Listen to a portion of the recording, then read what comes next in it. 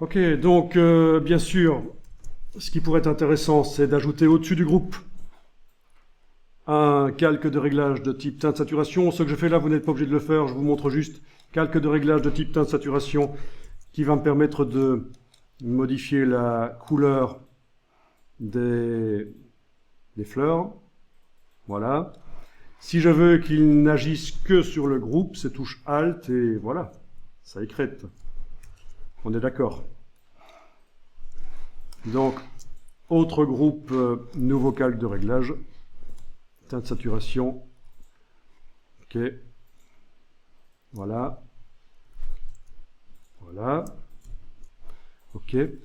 Alors au niveau de la saturation, justement, ça me fait un vert sans détail, donc je vais diminuer la saturation dans le curseur ici. Voilà, ok. Peut-être la même chose pour l'autre calque. Donc je ne sais pas si vous saviez, mais on peut mettre des calques de réglage qui sécrètent sur des groupes. Vous connaissiez ça sur les calques, mais peut-être pas sur les groupes. Ça vous rappelle quelque chose, ça vous dit quelque chose, ce genre de choses, évidemment. C'est la base des photomontages. Hein? Bien.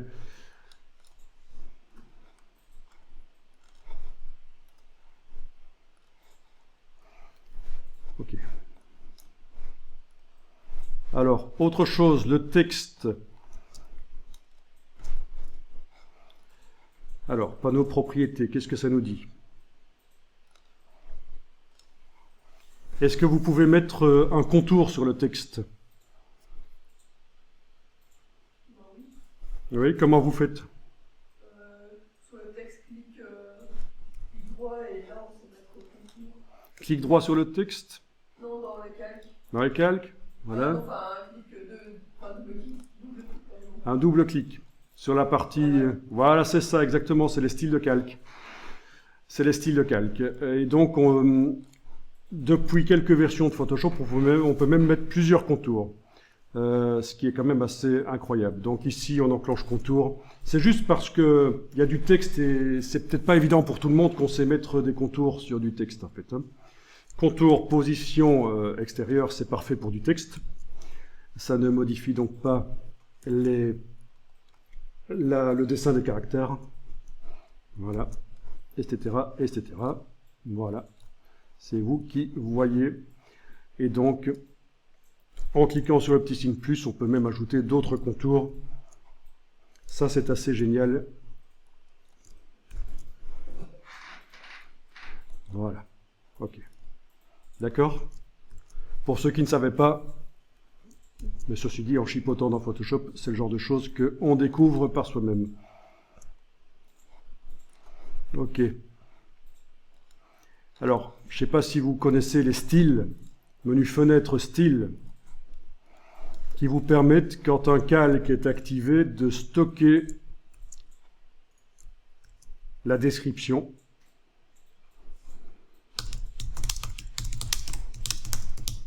Voilà. Voilà. Ce qui va me permettre de mettre ça sur n'importe quoi, y compris des formes que j'ajouterai.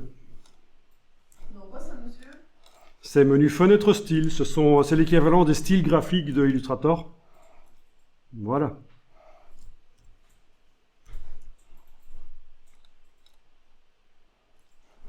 Bon, par contre, il ne m'a pas pris la couleur du texte parce qu'elle n'a pas été définie dans les styles de calque.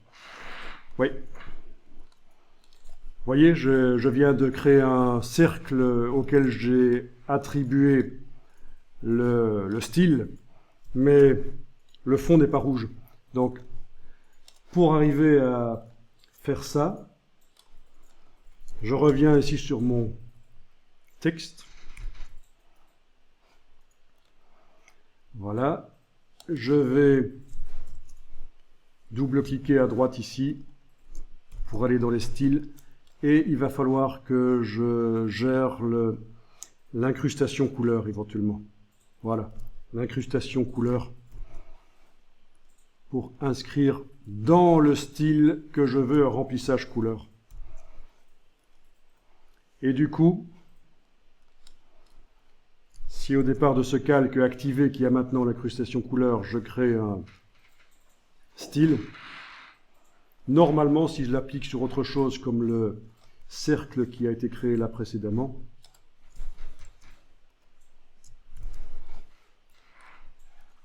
voilà, le remplissage y va.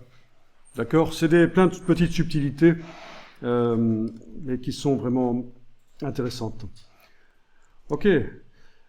Bon, il y a plein de choses encore à dire sur les motifs, notamment comment l'utiliser pour faire un packaging. Ceci pourrait être un packaging pour un parfum ou quoi que ce soit.